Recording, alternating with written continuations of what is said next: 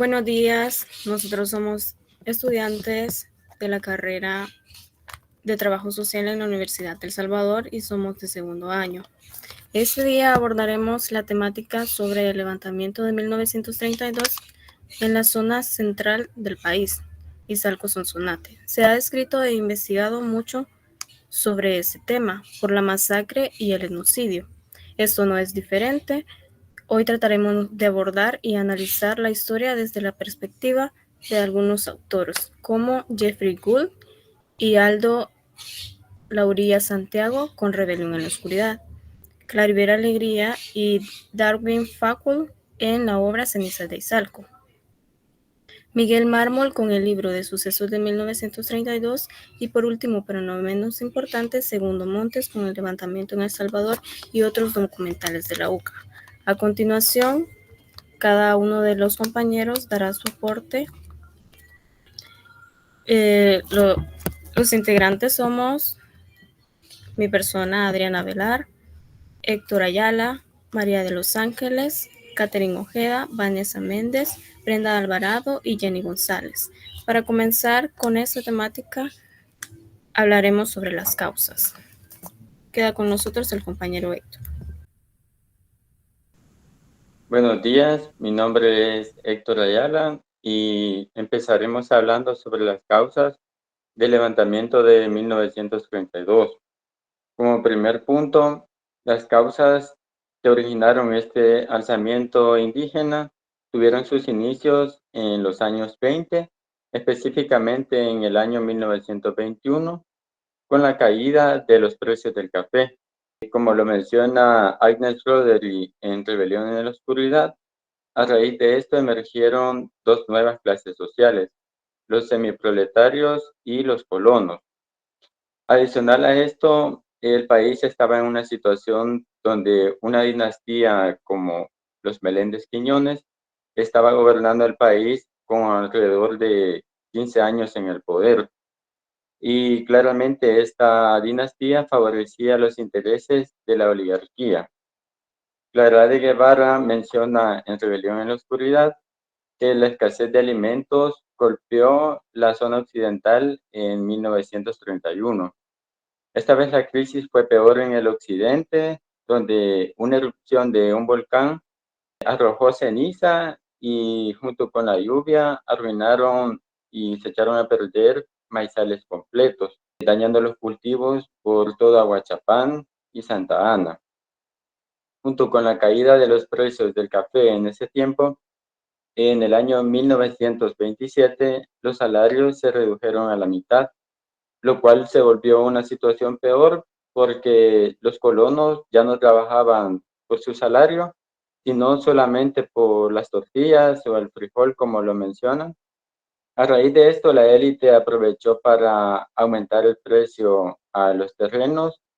Todo esto obligaba a los indios a trabajar en las fincas, de manera que al estar en estos terrenos eran costosos, les exigían créditos muy altos para poder cosechar en sus tierras y algunos que estaban en las tortas de café les exigían la mitad de lo que cosechaban, también créditos por lo que les proveían, incluso hasta por el agua.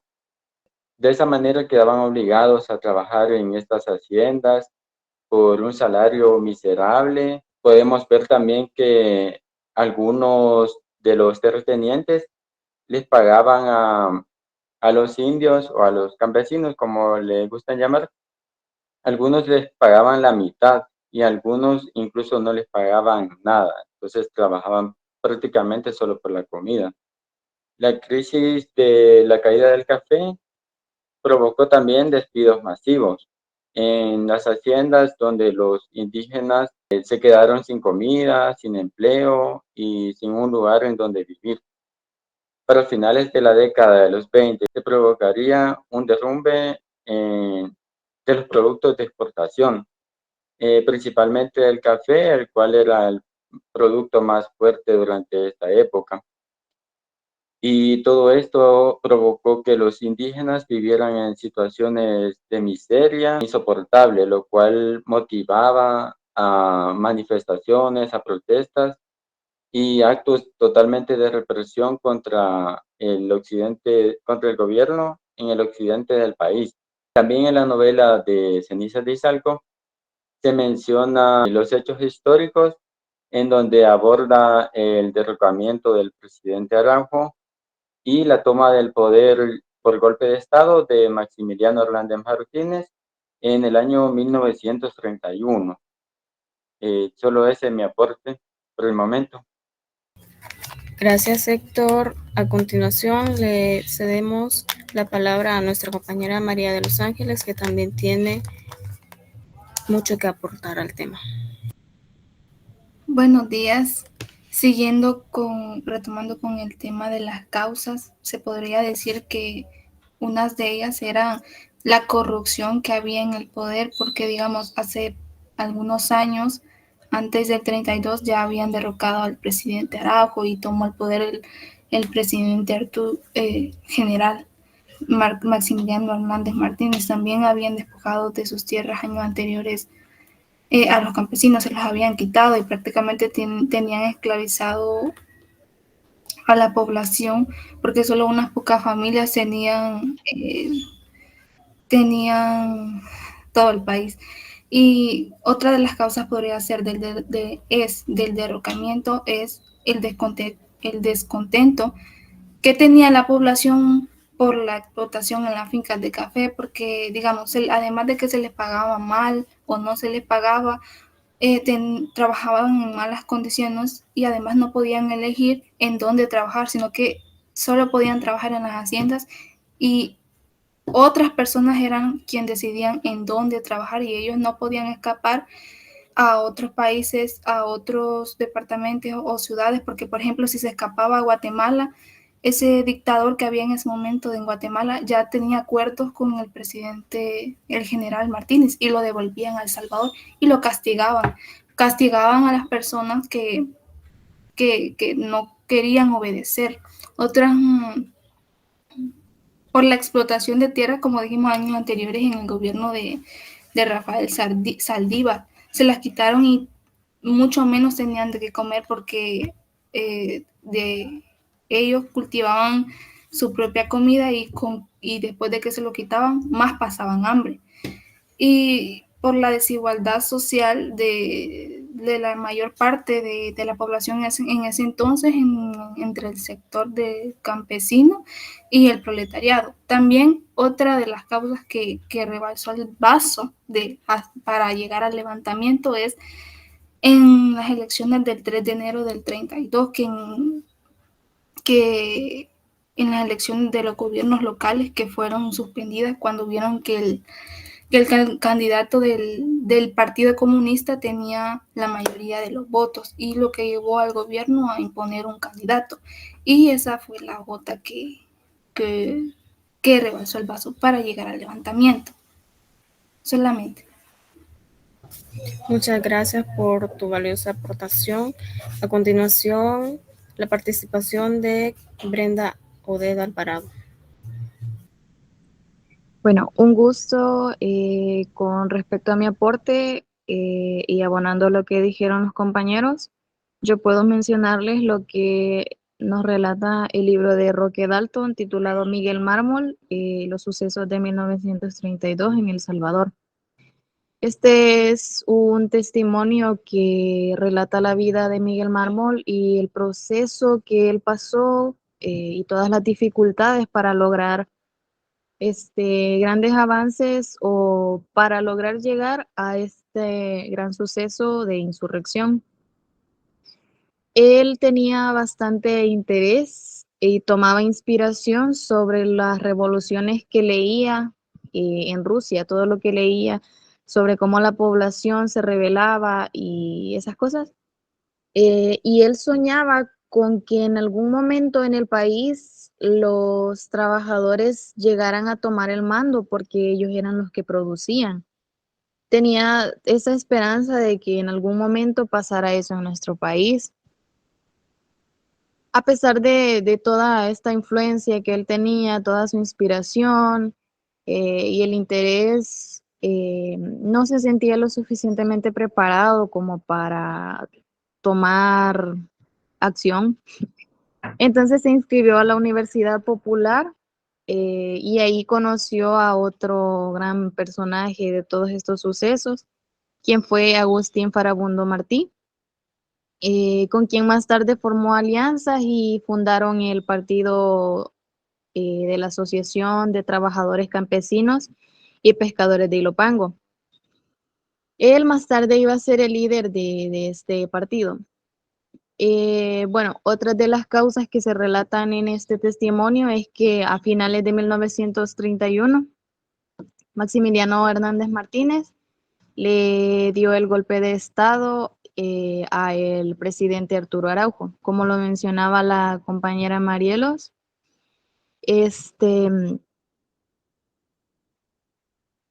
con este golpe de Estado, los campesinos perdieron todas las esperanzas que tenían para encontrar solución a la problemática económica, así como lo mencionaba también el compañero, porque supuestamente el presidente Arturo Araujo les había como prometido ayudar a los campesinos con alguna reforma agraria, pero esto no beneficiaba a la mayoría de los campesinos, pero querían buscar soluciones pacíficas a través de huelgas de hambre y cosas así, ¿verdad? Pero con el golpe de Estado, todos los campesinos perdieron cualquier esperanza que tenían. Y es entonces cuando ven que el partido estaba en las condiciones para comenzar alguna insurrección armada, cansado de la inestabilidad, la corrupción y la explotación que estaban atravesando. Solamente eso, por mi parte. Gracias, Brenda. Es lamentable lo que el pueblo salvadoreño ha tenido que sufrir desde hace muchos años. Para continuar con la temática, dejamos a nuestra compañera Vanessa. Bien, buenos días. Yo les voy a abonar un poco sobre lo que mencionaba mi compañera Brenda, sobre el libro de Miguel Mármol, el testimonio de él, bajo los sucesos de 1932. Pero quiero mencionar también que este personaje narra, aparte de toda la travesía durante toda la revolución que trataron de hacer en estos años. En 1929 organizan la rama del Socorro Rojo Internacional y ya ligada a nuestro país, que esto aparentaba ser sindicato de trabajadores, porque en ese entonces, bajo el mandato del presidente Araujo, era permitido hacer huelgas, no del todo, pero sí era como un poco permisivo en ese aspecto. Y bajo esto también, estas huelgas lograron en ese entonces un poco de aumento de salarios, mejoras en el aspecto laboral de ese entonces. Ya para el año 30 ya crean el Partido Comunista Salvadoreño, junto a Martínez y junto a otros personajes que van mencionando a través del libro. Bajo fundación de este partido, pues ya se empiezan a integrar dueños de talleres, estudiantes, personajes de la rama obrera también, y empiezan a hacer estos grupos un poco, digamos, más extensivos, en donde empiezan a predicar, se podría decir, durante la parte del occidente, para mejoras de salario, para la vivienda de los colonos, para la alimentación un poco más de la ración, que básicamente, como lo decía mi compañero José Héctor, el arroz y los frijoles, pero ya un poco pedían que fuera una mayor cantidad, porque lo que les daban básicamente era una ración al día para la jornada laboral que hacían. Entonces se empiezan a organizar, estos dirigentes empiezan a organizar a los pobladores y empiezan a crecer al punto de llegar a 1932, que ya como un partido comunista en sí, empiezan a querer integrarse a las alcaldías, al mandato, digamos, de los lugares, y empiezan a proponer sus sus candidatos, pero que son escogidos de la misma población.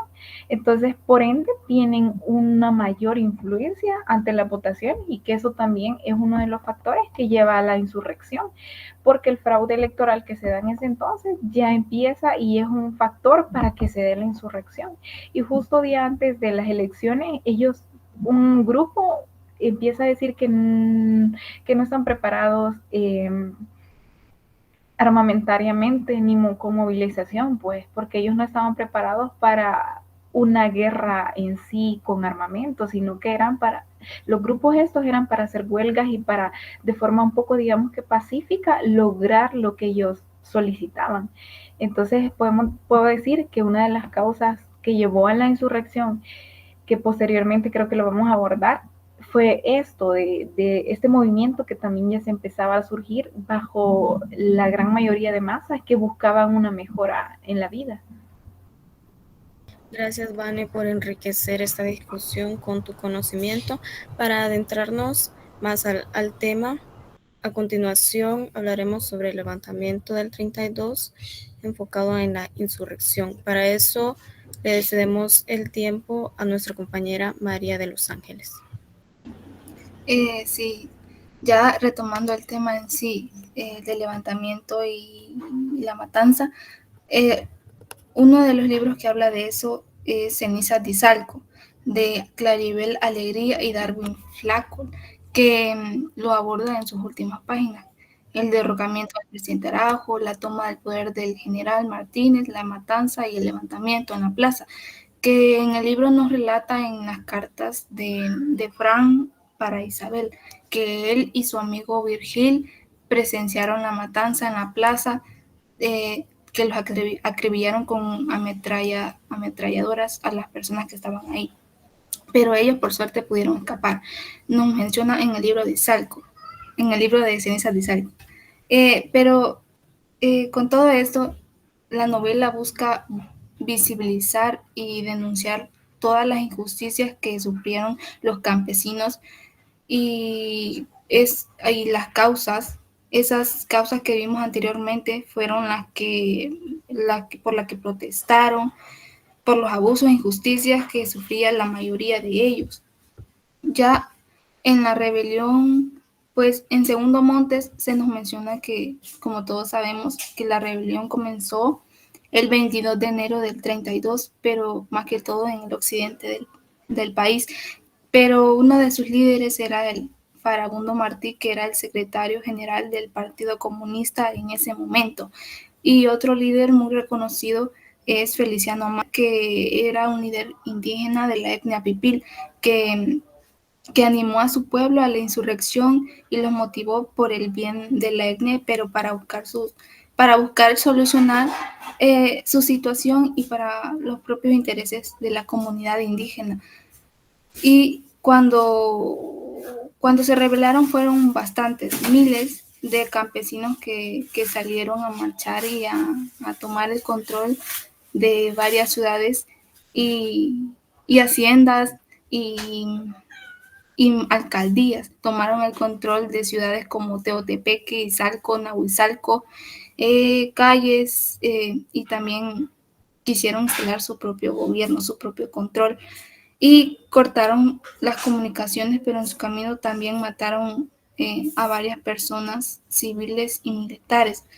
Esa fue su respuesta ante la opresión que sufrían la mayoría de ellos y la explotación que sufrían los campesinos indígenas y mestizos en el país. Y el objetivo era mencionar la situación de los campesinos.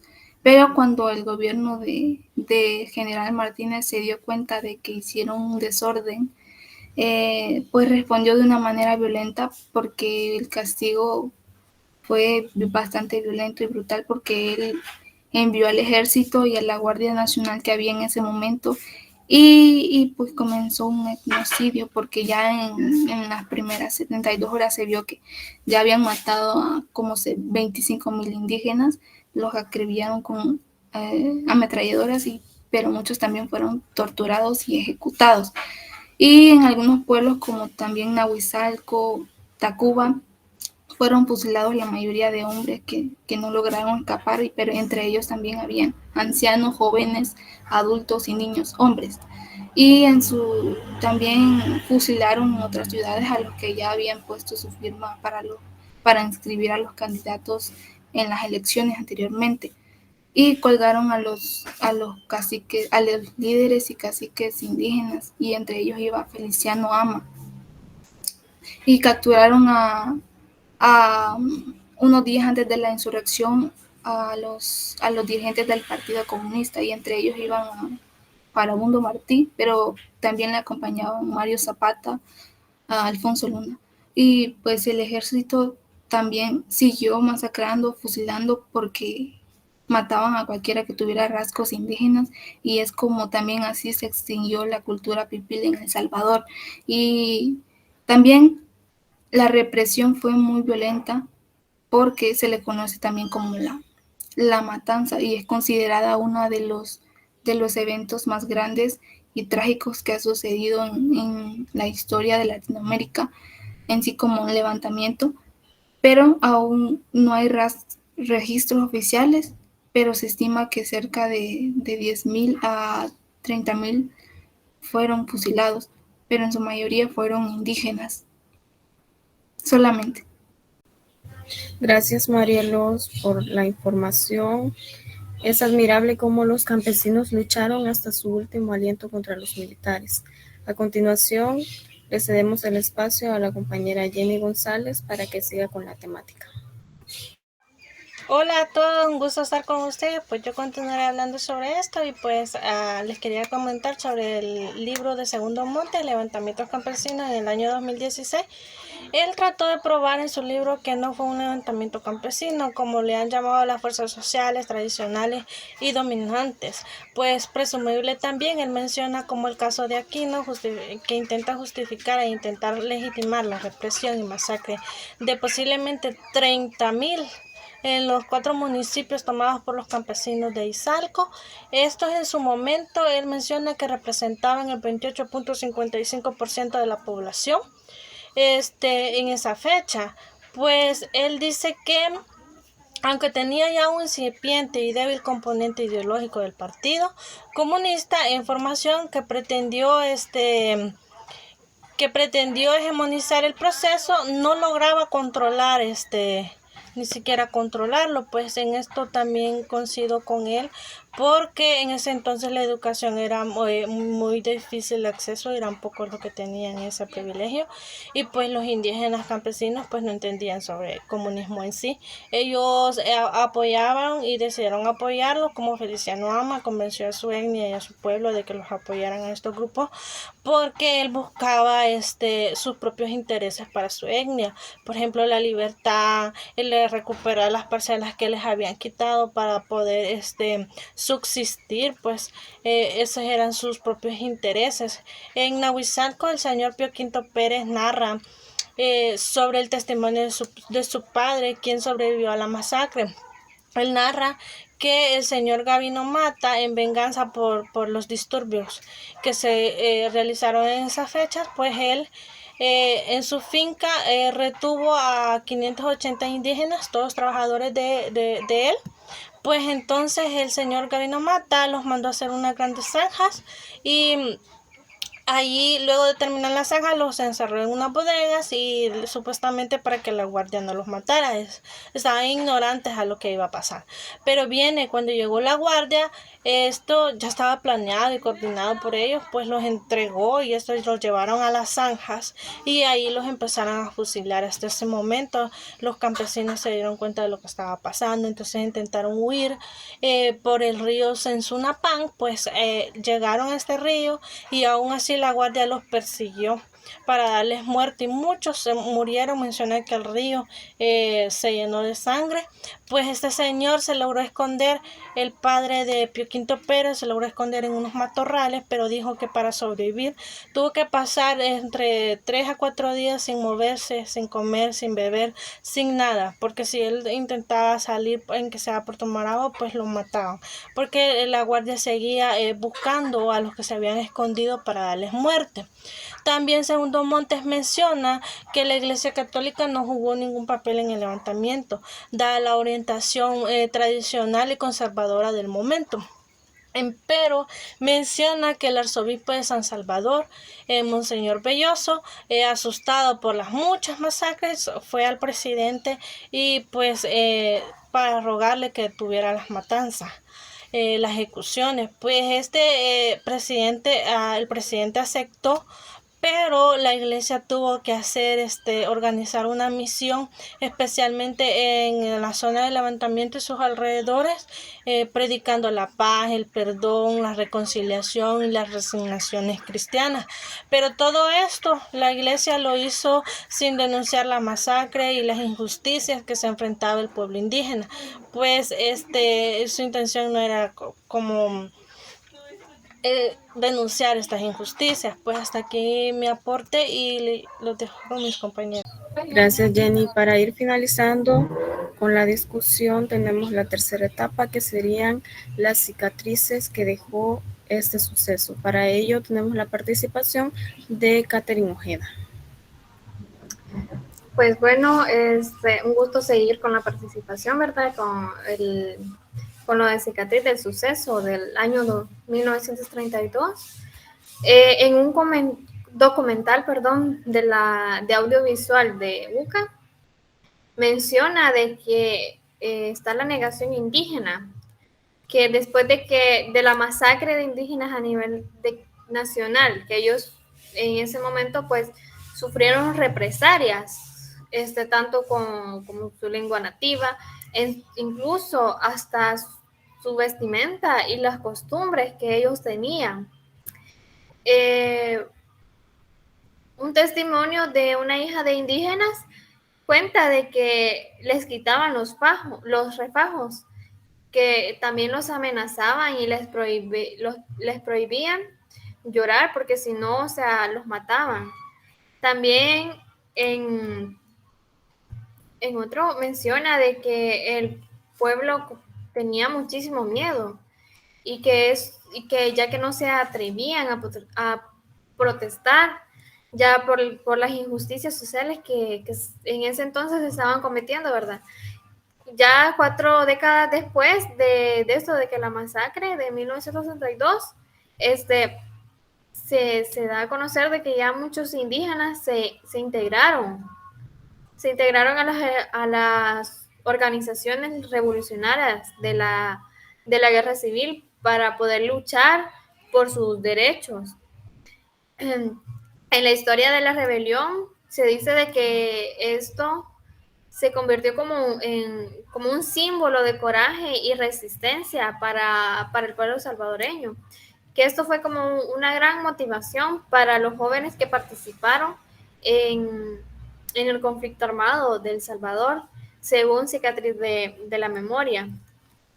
Después de la masacre de 1932, las comunidades originarias empezaron ellas mismas a autodisolverse, ya que por miedo a ser nuevamente humillados, o que los unieran al comunismo, incluso hasta el punto de ser ejecutados.